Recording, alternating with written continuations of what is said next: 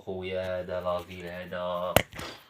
لا كرهته. انت لما خرجت من المغرب عندك ظروف ماديه، مشاكل في العيله، ما عندك شيء؟ عندي ظروف ماديه مع العائله، ظروف ماديه، لكن الحمد لله كنت عايش تاكل وتشرب عندنا دارنا واكل شراب الحمد لله، ما خصني والو.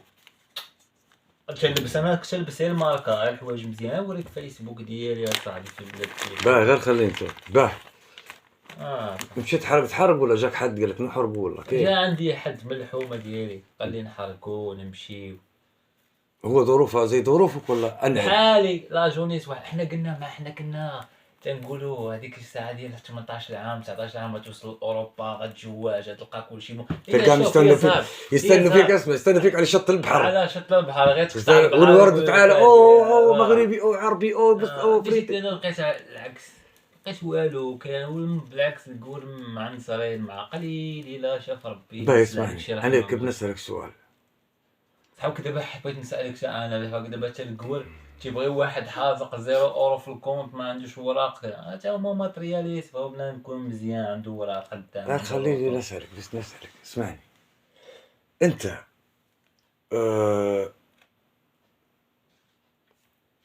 انت طلعت برا السيستم يا اخويا. اسمعني تو اي حد من اللي يحرقوا عارف ان مستقبله في المغرب ما يقدرش يتجوز وما يقدرش يدير مراه، ما يقدرش يدير دار، ما يسكت مستحيل يديرها.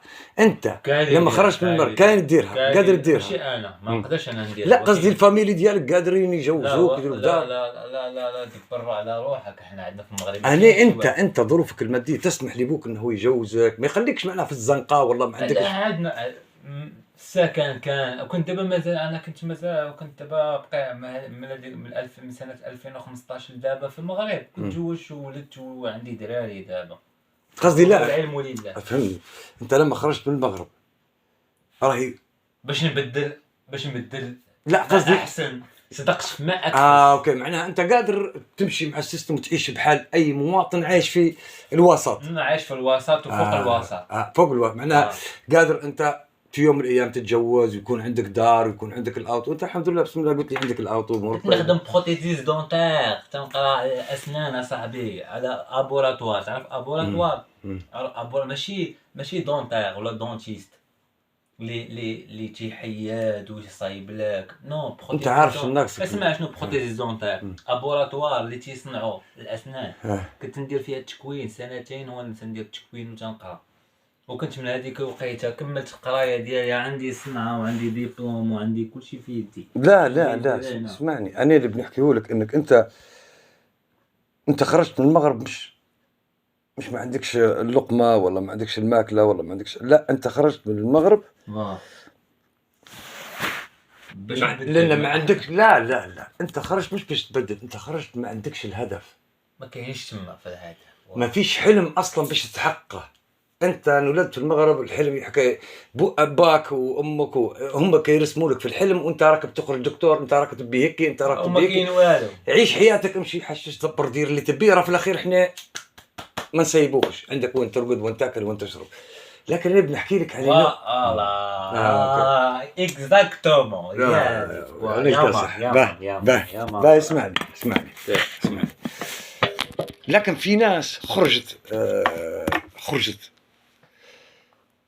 ما عندهاش، ما فيش لا حلال ولا حرام، حتى بالحرام ما يقدرش يعيش. زي اخونا فلان اللي هذاك اليوم هنا يهدد فيا قدامك. باهي انت تو يوم تلاقيت انا وياك، انا اسمع انا راني راجل خيل ولا راجل طيب ولا اني ملاك ولا اني شيء، غير اسمعني بس اسمعني. الله عز وجل في ناس حبهم والله يحب العبد قبل العبد يحب الله. أنا تشوف فيا أنا مانيش لا ولي صالح ولا ندعي لله يبرني وقتي ولا شيء، لكني صارت معي حاجات عرفت أن الله مش ناسيني، عرفت أن الله يعرفني. درت حاجات نقول له يا ربي راهي لوجهك، ما نبيش لوجهك. أنت تقول الله عز وجل قال من تصدق بشق تمرة لوجهي، عارف كفة الميزان بتاع السيئات والله الحسنات حجمها ما بين السماوات والأرض عرضا وطولا. سيدنا داود عليه السلام قال لا يا رب ومن يملأها، رد عليه سيدنا داود قال لأملأها بشق تمرة لعبد تصدق بها لوجهي عرضها السماوات والأرض، كفة الحسنات وكفة السيئات. مصيبة. فقعدت ندير في حاجات يا ربي لوجهك. أنا مانيش ملاك ولا ما فيش حد ملاك، لا ملك لا إمام لا شعراوي لا قرضاوي، كل زبل، كلنا بشر. الله عز وجل خلق الأنبياء وخلق لهم أخطاء. يبي يعرفنا أن لكل نبي وكل رسول، كل نبي وكل رسول عنده مصيبة، لازم يغلط، لازم يخطئ باش الله عز وجل يورينا أن احنا غير مخصومين من الخطأ. تمام. سيدنا موسى قتل نفسا فنجيناه من الغم والهم وفتناه فتونا. يا أخوي. سيدنا عيسى، سيدنا أخطأ، سيدنا نوح، سيدنا آدم عليه السلام، أبو الأنبياء، أول البشر. الله قال له ما تمسش مس، ما تديرش ده. عصى الله عز وجل في أمره المباشر، مش أمر. تعرف ليش مصيبة سيدنا آدم أكبر من مصيبنا إحنا نزنوا ونسكروا ونحشوا ونسرقوا ونصب. سيدنا آدم مصيبته أكبر، إبليس مصيبته أكبر، الزوز هادو مصيبتهم أكبر مصيبة. والله عز وجل غفر لآدم. عارف آدم مصيبته في شنو؟ إن الله عز وجل قال لي آدم ما تمسش، أنا ربك، وخلى الملائكة سجدت له، وجاب الشياطين أراه الشياطين. إبليس بس اللي ما سجدش. في شيطان مسلم وفي جن مسلم، والجن ابن الشيطان. كان اوكي يا اخوي. ليش احنا الجن والانس الا ليعبد. تمام. سيدنا موسى قوم خانوه، لكن في قوم مسلمين معاهم، في قوم امنوا به، ده حاربوا معاه وقاتلوا معاه ووقفوا معاه وهربوا معاه، صح ولا لا؟ صح. سيدنا عيسى عليه السلام في قوم لما مصلين وقفوا بكون قتلوا ماتوا حاربوا معاه وقاتلوا معاه. يعني هذا يعني ان مش كل النصارى سيئين ولا كل اليهود سيئين. احنا سيدنا محمد عليه السلام حاربته عيلته اهله ناسه عمه يا اخوي عشيرته. ليش أنا تو نشوف في نفسي أنا خير من أنا طالع، أنا نحكي على ناس طالعة يا أخي زي أخونا آدم اللي احترمته أنا ذاك اليوم قدامك وهو واقف وشد الشيشة بالمعكوس ويريد يضربها في راسي يكسره لي، وهو يقول لي أنا مش غلط. قلت لي المرة ديالك يا أخوي اسمعني، قلت لها راه تليفون اسمعني آدم. اسمعني يا أخوي. أنا لازم نعرف أولادي وأهل بيتي أي حاجة نديرها غلط ولا صح. عارف ليش؟ باش بكرة ولا بعد بكرة أيوة تصير مشكلة يقولوا أنور شري بضاعة مسروقة ولا أنور سراق. لا يا أخوتي أنت طارق حاضر هنا. وشنو قالت لك؟ شنو استنى اسمع. بالبيت قالوا لك ما كانش عليك تشد هذه، ما تخليهاش عندك. يا ودي اسمعني، قالوا لي يا أنور اسمعني، في ناس عندها ظروف، مش كل الناس قلبها أبيض. أنا ندير لوجه الله، ما نديرش نستنى في مردود من الناس. أنا وأنت مقعمة زين. شنو قلت له اسمعني قداش حقها البضاعة؟ قال لي 700. قلت 600. قلت له البضاعة هي في مركز الشرطة برا، خودها يا رجل، خبط عليهم وخودها. صح ولا لا؟ صح. قلت انت تحسبني سرقتها، انا جبتك تبات ان البضاعة عند الشرطة ومصور لك الطاولة والبضاعة فوقها اطلع من راسي، صح ولا لا؟ لكن هو بيحملني انا نتحمل غلط اني المفروض. والشرطة هنا قلبت الدنيا، مشيت له في الازيل اعطيتهم اسمه صح ومشيت له، لكن في الاخير بيقولوا انور الكاسح جواد ليبي جواد. صح ولا لا؟ صح اخوي صح. انت هنا قاعد معاي ولد صغير قديش عمره 21 سنة دبي. واحد 22. لما سمع قصة قال له يا عمو عمو مرة ما هو الشفار. صح ولا لا؟ صح. عمي قال له نورنا مربينا أنا وقرينا القرآن ذا الرجل ما هو الشفار ولا خان كان بيشفر ولا بيخنب ولا بيدير الحرام علي اليمين قسم بالله نملك الدنيا. الله مش معي لكن معي إبليس في الدنيا توحق لا إله إلا الله. لو نبي الحرام غضوة عيني تنعور نبدانين المسيح الدجال من الكفر اللي في راسي، من الهم اللي شفته. لو بنرد في بني آدم تاري وبنقلب الدنيا وبنخش في جو الكفر والارتداد والجو هو تحق لا إله إلا الله. أسهل منك أنت تبدأ عاصي وتبدأ أحد أمراء إبليس في الأرض. طلع كتاب الله والله قراه في الحمام وجد لإبليس يطلع لك جهارا نهارا، وإبليس يعاونك باش أنت تحكم الشياطين، يعاونك باش تبدأ كبير أوسخ واحد عنده في بني آدم باش يضحك لله عز وجل يقول لا وسحرته وخليته وكرهك وسبك ودار لك. قداش عندهم من ساحر هنا سجد لإبليس. هنا النصارى عندهم، اليهود عندهم. انت تحسب تو ماسونيه. انت عارف الماسونيين هذا منو؟ هذو ناس جهله ما عندهمش عقول. هذو قروا لعند نزول المسيح الدجال وان الله عز وجل اعطاه قدرات، لكن هم قاعده في راسهم ان نفس البرنامج ماشي بيه. ابليس عارف روحه ان يوم بتقوم القيامه بيخش للنار، صح ولا لا؟ صح. ويعرف روحه بيتعذب، لكن تو يشفي في غليله منا. لكن ابليس الان ماشي يخدم. ابليس الان قاعد، والله ابليس تو يقول لا يا ربي اني استغفرك. قال يا ربي فاتوني، يا ربي راني يديروا في هذا مش على قضيه، يا ربي. صح ولا لا؟ ويلي نادم اويته وكلته وضفيته يا راجل. وانا سنمشي نسرق ضميرتي ان بني اصاحبي تنبغيش نكره. يا اخوي اسمعني والله العظيم انا مش عليك انت، انا بنحكي لك عن الناس. انت حتى انت راه مصيبه، راه ان انت ما عندكش حلم باش تحقق مصيبه هذه. لكن مصيبه يتحملها الوالد والوالده وخالك وعمك والمجتمع المغربي كله، لان احنا كعرب كمسلمين من الحكم العثماني منعت علينا الاحلام او تحقيقها. والله الا مصيبه. لازم حلمك يكون في ماكله، اكل شرب، مرأة حلال ان شاء الله، حتى قبيحه، في اللي يتجوز سوداء وفي اللي يتجوز شينه وفي اللي يتجوز محروقه وفي اللي يتجوز قحبه، لكن في الاخير يبنود يلقى صدر حنين، لان امه طلعت مش حنون.